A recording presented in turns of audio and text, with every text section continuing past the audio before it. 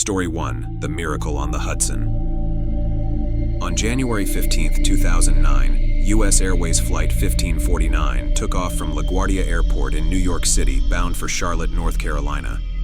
Just 3 minutes after takeoff, at an altitude of 2,818 feet, the Airbus A320 struck a flock of Canadian geese, resulting in a complete loss of engine power.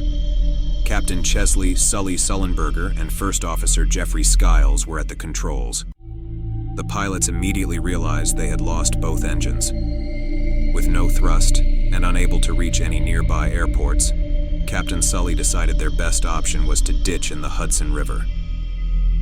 The idea of landing a commercial airliner on water is incredibly risky and rarely successful, but Sully remained calm and focused.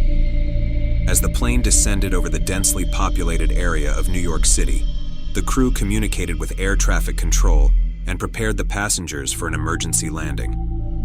At 3:31 p.m., just 6 minutes after taking off, Captain Sully expertly guided the powerless plane onto the Hudson River's surface. The plane skidded across the water before coming to a stop. Immediately, the 155 passengers and crew began evacuating onto the wings and into life rafts.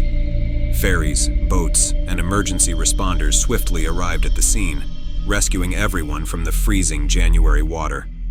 Miraculously, all 155 people on board survived. The media hailed Captain Sully as a hero, and he received numerous accolades for his calm demeanor and extraordinary piloting skills under pressure.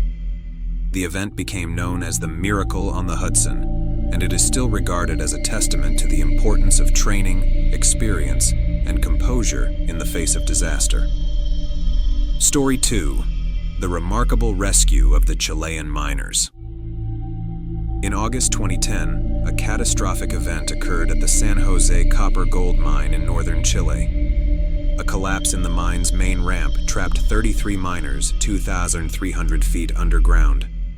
The world held its breath as the miners' fate remained uncertain. For the first 17 days, there was no contact with the trapped miners. The families, rescue teams, and government officials feared the worst, but they continued their efforts tirelessly. Drilling boreholes into the mine, they eventually reached a refuge chamber where they hoped the miners had taken shelter. To everyone's relief and astonishment, a note attached to one of the drill bits read, "Estamos bien en el refugio, los 33s. We are well in the refuge, the 33 of us." This discovery transformed the rescue effort into a global phenomenon. Engineers, experts, and equipment were flown in from around the world to assist in the complex operation. The plan was to drill a larger hole to extract the miners one by one. The drilling process was delicate and fraught with difficulties, taking over 2 months to complete. During their time underground, the miners displayed extraordinary resilience and camaraderie. They rationed their limited supplies, maintained their spirits, and organized themselves to survive the ordeal. Psychologists and nutritionists advised the rescue team on how to support the miners, and communication lines were established to keep them connected with their families. Finally, on October 13, 2010, the world watched in awe as the first miner, Florencio Avalos, was brought to the surface in a specially designed capsule. One by one, all 33 miners were safely rescued in a meticulously coordinated operation that lasted 22 hours. The successful rescue of the Chilean miners was celebrated globally as a triumph of human ingenuity, perseverance, and international cooperation.